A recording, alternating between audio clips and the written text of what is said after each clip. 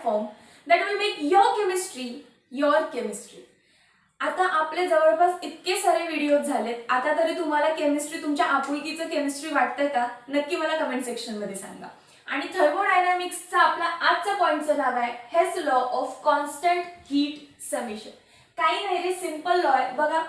जर समजा तुम्ही ए आहात आणि तुम्हाला बी च्या घरी जायचंय, ए आहात आणि तुम्हाला सी च्या घरी जायचंय, ही एक रिॲक्शन आहे ए टू सी. डायरेक्ट पण जाऊ शकताय और काय करू शकताय, जाता जाता मी बी ला भेटेन आणि बी कडून मग सी कडे जाईल. दोन वेज आहेत याला जाण्यासाठी, ए टू सी जाण्यासाठी. A to C you can go direct.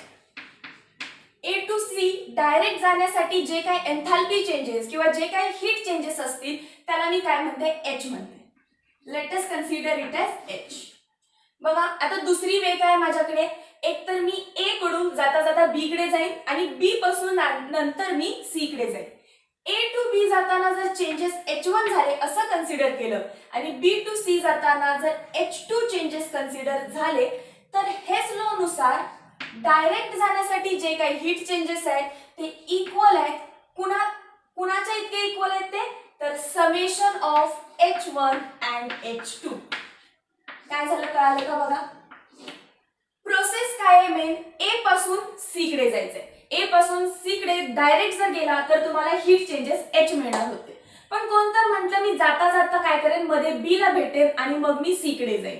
But हे करण्यासाठी सुद्धा जे काही एनर्जी चेंजेस टोटल लागले असणार आहेत, हीट चेंजेस जे काही टोटल लागले असणार आहेत ते सुद्धा एच इतकेच असणार आहेत. एच इतकेच असणार. भले तुम्ही H1 प्लस H2 केलं तरी पण ओव्हरऑल H1 H2 काय असेल, डायरेक्ट प्रोसेस इतकीच हीट असेल. सो हेस लॉनं काय सांगितलं आपल्याला, पाथ वरती तुमचे एन्थाल्पी चेंजेस डिपेंड नाहीत. एखादी रिॲक्शन डायरेक्ट होण्यासाठी 100 किलोजूल एनर्जी घेत असेल तर स्टेप बाय स्टेप जरी केलं आणि त्या सगळ्याची ऍडिशन केली तर फायनल आन्सर तुम्हाला 100च भेटणार.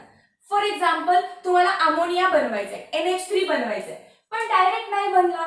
पहिल्या स्टेट मध्ये काय झालं बघा, N2 gas plus 2H2 gas gives N2H4 in gaseous state. Thermochemical equation आहे, कारण सगळे स्टँडर्ड स्टेट मध्ये त्यांचं फेज पण लिहिलेली आहे. ओके, त्यामुळे बघा एन्थाल्पी स्टँडर्ड स्टेट मध्ये लिहिली. फर्स्ट स्टेप साठी म्हणून enthalpy of first step find केली, एक्सपेरिमेंटली व्हॅल्यू आली 95.4 किलो जूल. 95.4 kilo joule. दुसऱ्या स्टेप मध्ये काय करायला लागलेलं, तो जो N2H4 तयार झालाय तो परत हायड्रोजन गॅस सोबत रिॲक्ट केला आणि तुमचा अमोनिया तुम्हाला भेटला. बघा सिंपल रिॲक्शन आहे, N2H4 plus H2 gives 2 moles of ammonia in gaseous state. So अमोनियाचं प्रिपरेशन दोन स्टेप मध्ये झालं. पहिल्या स्टेप मध्ये हीट चेंजेस 95.4, दुसऱ्या स्टेप मध्ये हीट चेंजेस -187.6. म्हणजे हे काय झालं, ए टू बी आणि बी टू सी जाण्यासाठी दोन स्टेप लागल्या. आता बघा एका स्टेप मध्ये जर तुम्हाला करायचं असेल, एक स्टेप मध्ये करायचं असेल तर मी काय करू शकते, या दोघांचे ऍडिशन करा, सेम आन्सर येणार आहे तुम्हाला. Let's add equation 1 and 2. काय होणार बघा, N2H4 या साइडला आहे, त्या साइडला आपण एरोच्या इकडचे आणि तिकडचे मॉलिक्युल्स कट करून टाकायचे.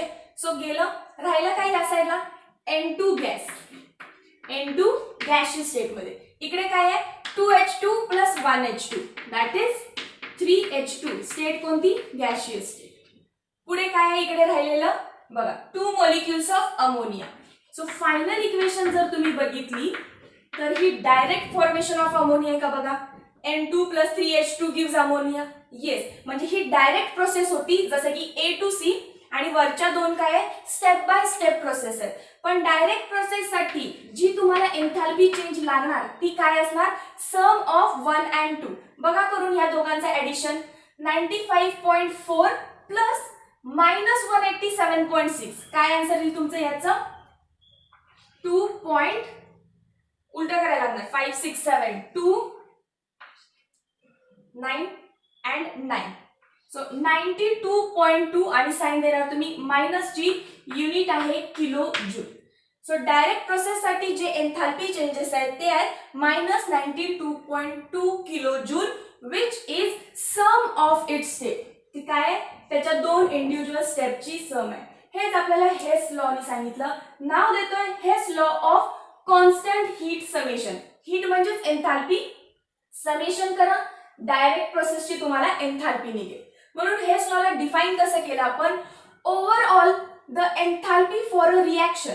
ओव्हरऑल एन्थाल्पी म्हणजे कोणती, जी फायनल आपण काढली डायरेक्ट प्रोसेस साठी ती इज इक्वल टू, ती इक्वल आहे कोणाच्या इतकी, sum of enthalpy changes of individual step. प्रत्येक इंडिव्हिज्युअल स्टेपचं जर तुम्ही सम केलं, जर तुम्ही ऍडिशन केली तर तुम्हाला फायनल डायरेक्ट प्रोसेसची एन्थाल्पी मिळू शकते. हा तुमच्या हेसचा लॉ आहे. लॉ तर सिंपल आहे, हे आपल्याला आधी पण माहिती होतं, पण सगळ्यात पहिला हेसने सांगितलं म्हणून Hess law of constant heat summation असं नाव दिलं. लक्षात आलं असेल. डायरेक्ट प्रोसेसची एन्थाल्पी काढायची असेल तर सम ऑफ इंडिव्हिज्युअल स्टेपची एन्थाल्पी करायचं. ओके, मग एन्थाल्पी काय आहे, एन्थाल्पी काय आहे. Enthalpy is a kind of energy. आणि सगळ्या एनर्जीज काय असतात, एक्सटेन्सिव्ह प्रॉपर्टी का इंटेन्सिव्ह प्रॉपर्टी, तर energies are extensive properties. So enthalpy पण काय आहे तुमची एक्सटेन्सिव्ह प्रॉपर्टी आहे. दुसरं काय विचारू शकतात, स्टेट फंक्शन आहे की पाथ. मी पाथ फक्त दोनच सांगितले, कोणत्या कोणत्या, वर्क आणि हीट. बाकी सगळे काय असणार आहे तुमचं इंटेन्सिव्ह प्रॉपर्टी. बाकी सगळे काय असणार आहेत मग तुमचे स्टेट फंक्शन. बघा आता हेस लॉनं प्रूफ केलं की तुमची जी काही एन्थाल्पी आहे ती स्टेट फंक्शन आहे. कशी, A to C enthalpy changes H, A to B, B to C enthalpy changes H1 plus H2 आणि इनडायरेक्टली म्हणजेच काय H. सो तुमच्या पाथ वरती डिपेंड राहिली का एन्थाल्पी, इकडे जी H ची व्हॅल्यू आहे तीच या प्रोसेस मध्ये होणार आहे. सो तुम्ही पाथ काय फॉलो करताय, 1 स्टेप मध्ये गेलाय की 2 स्टेप मध्ये गेलाय, काही मॅटर करत नाही. जे काही एन्थाल्पी चेंजेस येणार आहेत ते Hच येणार, ते फायनल जे आहे तेच राहणार आहे. सो एन्थाल्पी पाथवर डिपेंड नाही, फक्त कोणावर डिपेंड आहे, इनिशियल स्टेट काय आहे A, फायनल स्टेट काय आहे C. मग डायरेक्ट जा नाहीतर फिरून जा, फायनल व्हॅल्यू तुमची Hच येणार आहे. फायनल व्हॅल्यू तुमची Hच येणार आहे. Hence enthalpy is a state function, path वरती बिलकुल डिपेंड नाही. लक्षात आलं. सो एक्सटेन्सिव्ह आहे आणि स्टेट फंक्शन. ऍप्लिकेशन काय यूज लागला आपल्याला या हेस लॉचा, तर एक्सपेरिमेंटली आपल्याला सगळ्याच रिॲक्शनच्या एन्थाल्पीज माहिती नसतात. फॉर एक्झाम्पल समजा जर मला अमोनियाची एन्थाल्पी माहिती नाहीये, पण अमोनिया ज्या स्टेप मध्ये बनतोय त्या प्रत्येक स्टेपची मला एन्थाल्पी माहिती आहे, त्या प्रत्येक स्टेपची मला एन्थाल्पी माहिती आहे. मग फायनल एन्थाल्पी काढण्यासाठी मी काय करणार, फक्त त्या प्रत्येक स्टेपची ऍडिशन करत गेलं तर मला माझ्या फायनल अमोनिया प्रोसेसची एन्थाल्पी मिळून जाईल. येस. सो ज्या रिॲक्शनची एन्थाल्पी आपण एक्सपेरिमेंटली डिटरमाइन करू शकत नाही पण त्यांच्या स्टेप्सची एन्थाल्पी माहिती आहे, त्या स्टेप्सची काय करा म्हणतो हे समेशन करा, तुम्हाला फायनलचं काय भेटून जाईल, एन्थाल्पी तुम्ही काढू शकाल. लक्षात आलं हेस लॉ. चला न्यूमेरिकल्स बघूया मग हेस लॉ वरचे. स्क्रीनशॉट करून घ्या पहिल्यांदा ह्या पोर्शनचा. ओके, तर आता न्यूमेरिकल बघूया. हेस लॉ न्यूमेरिकल्स वर अक्षर माझं नाहीये, अक्षर माझ्या बाबांचं आहे आणि ते इंग्लिश शिकवतात 12वी साठी. इथे चॅनल दिसतंय आवाज इंग्लिश, ते जाऊन सबस्क्राईब करा. जे लोक तुम्ही केमिस्ट्री बघताय ते लोक इंग्लिश पण बघू शकता या चॅनल वरती. सो हेस लॉचं न्यूमेरिकल बघा, calculate the standard enthalpy of reaction. याच्यात पण तेच काढायचं आहे, काय, डेल्टा रिॲक्शनची enthalpy is equal to question mark. सगळ्यांमध्ये तुम्हाला हेच विचारतात, एन्थाल्पी ऑफ रिॲक्शन काढा, बट मेथड वेगवेगळी आहे. फॉर्मेशन दिलं तर summation of product minus reactant, bond enthalpy दिली तर summation of reactant minus product. आणि आता आपण हेस लॉ यूज करून कसं एन्थाल्पी काढायची बघा. Calculate the enthalpy of reaction. कोणती रिॲक्शन आहे, तर ही रिॲक्शन आहे. या रिॲक्शनची तुम्हाला एन्थाल्पी काढायची आहे. इथे लिहिते मी delta RH is equal to question mark. काय आहे, iron Fe reacted with oxygen to give Fe2O3 iron oxide. But ह्या रिॲक्शनच्या 2 स्टेप्स दिल्यात तुम्हाला. एक पहिली स्टेप दिली आहे, aluminium plus Fe2O3 gives Fe plus Al2O3. Enthalpy दिली आहे ह्या रिॲक्शनसाठी, ती एन्थाल्पी आहे -847.6 किलो जूल. दुसरी स्टेप तुम्हाला दिली आहे, aluminium reacted with oxygen two give aluminium oxide. या स्टेप साठीची एन्थाल्पी जी आहे ती आहे -1670 किलो जूल. मग या 2 स्टेपचा यूज करायचा, मग ऍडिशन सबट्रॅक्शन काय करायला लागतं ते सगळं करायचं. बट तुमची फायनल इक्वेशन काय आली पाहिजे, ज्याची एन्थाल्पी काढायची ती, म्हणजे ही इक्वेशन. बघा कसं फाइंड करायचं. मला रिॲक्शन कोणती हवी आहे, मला अशी रिॲक्शन हवी आहे की ज्याचा रिॲक्टंट Fe आहे, ज्याचा रिॲक्टंट Fe आहे. बघा या दोन रिॲक्शन्स मध्ये असं Fe कुठे आहे, so I got this Fe इथे. हा Fe प्रोडक्ट साइडला आहे, बट मला हवाय कुठे, रिॲक्टंट साइडला. त्यामुळे मी इक्वेशन 1 काय करणार, रिव्हर्स इक्वेशन 1 करा. रिव्हर्स काय होणार आहे, 2Fe सॉलिड स्टेट मध्ये प्लस Al2O3 कोणत्या स्टेट मध्ये, सॉलिड स्टेट मध्ये, गिव्स, उलटी लिहायची रिॲक्शन किती आहे, 2 ॲल्युमिनियम प्लस Fe2O3 स्टेट कोणती, सॉलिड. एन्थाल्पी वरती काय फरक पडणार, एन्थाल्पी ऑफ रिॲक्शन. जर तुम्ही रिॲक्शन रिव्हर्स केली असेल तर आपण थर्मोकेमिकल इक्वेशनचे रूल बघितलेत. रिॲक्शन रिव्हर्स तर एन्थाल्पीची value same but sign reverse करायची. पॉझिटिव्ह करा, निगेटिव्ह आहे सो तुम्ही पॉझिटिव्ह करणार, व्हॅल्यू सेम 847.6 किलो जूल. फक्त मी रिव्हर्स केलं कारण 2Fe पाहिजे होतं, 2Fe मला आहे तसा इथे भेटला. ठीक आहे. त्यानंतर काय आहे, मला प्रॉडक्ट साइडला कोण पाहिजे आहे, Fe2O3. बघा सो मला ऑटोमॅटिकली काय झालं, Fe2O3 माझ्या प्रॉडक्ट साइडला आलेलाच आहे. रिॲक्टंट साइडला आणखी O2 आहे का, तर जी सेकंड इक्वेशन आहे ती मला दाखवते की हा मॅम रिॲक्टंट साइडला 3/2 O2 आहे. 3/2 O2 रिॲक्टंट साइडला सुद्धा आहे. सो इक्वेशन 1 मी रिव्हर्स केली बट इक्वेशन 2 मी तशीच घेते. 2 aluminium solid state plus 3/2 O2 state कोणती, गॅशियस.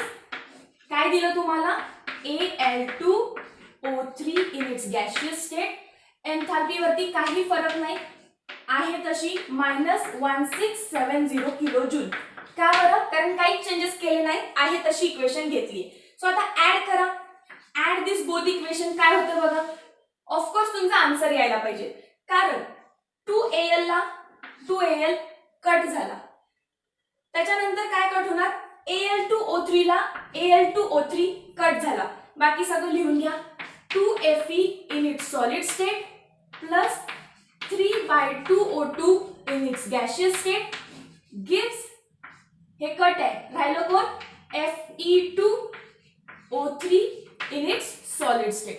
जर रिॲक्शन ऍड करत असाल तर एन्थाल्पी पण ऍड करायची. एन्थाल्पी ऍड करा, प्लस 847.6 मायनस 1670. आन्सर येणार आहे तुमचं डेल्टा RH स्टँडर्ड साठी इज इक्वल टू, आन्सर काय येईल, 4 2 2 आणि 8. सो 822.4 आणि साइन येणार आहे मायनसची किलो जूल. ओके, बघा तीच रिॲक्शन आहे का ज्याची फाइंड करायला सांगितलेली. 2Fe 3/2 O2 3/2 O2 Fe2O3 Fe2O3. मग एन्थाल्पी काय आली मला फायनल इथे, आन्सर मला भेटलं 822.4 किलो जूल. बघा कसा हेल्स लॉचा यूज केला मी. तर जी रिॲक्शन मला काढायची होती त्याची मला एन्थाल्पी माहिती नाही, पण या रिॲक्शन साठी त्यांनी मला 2 स्टेप दिले की त्या स्टेपला मी ऍडिशन सबट्रॅक्शन करून मी माझी फायनल एन्थाल्पी काढू शकते. सो मी काय केलं, पहिल्यांदा रिॲक्टंट कोण पाहिजे, Fe रिॲक्टंट पाहिजे आहे. बघा असं कुठे आहे Fe, तर इथे सापडलं, बट इथे प्रोडक्ट साइडला म्हणून मी पहिला ही रिव्हर्स करून घेतली. जसं मी हे रिव्हर्स केलं मला Fe आणि O2 पाहिजे होता, तो Fe आणि O2 मला रिॲक्टंट साइडला भेटणार. रिव्हर्स केल्यामुळे इथे Fe आला, सेकंड स्टेप मध्ये O2 होता, मी 2 रिॲक्शन्स फक्त ऍड केल्या आणि फायनल मला आन्सर भेटलं. लक्षात आलं असेल, स्क्रीनशॉट करा, आणखी एक एक्झाम्पल बघू, लगेच क्लिअर होऊन जाईल. लॉजिकल आहे, फक्त ही रिॲक्शन बनवायची तुम्हाला ह्या 2 स्टेप्स मध्ये. पटकन स्क्रीनशॉट करा. Hess's law numerical 2. परत तुम्हाला काय करायचं आहे, स्टँडर्ड एन्थाल्पी ऑफ रिॲक्शन काढायची आहे. रिॲक्शन कोणती दिली आहे, SiO2 प्लस 3 कार्बन, कार्बनचा फॉर्म कोणता असतो graphite, gives SiC solid plus 2 carbon monoxide. काढायचं काय आहे एन्थाल्पी ऑफ दिस रिएक्शन.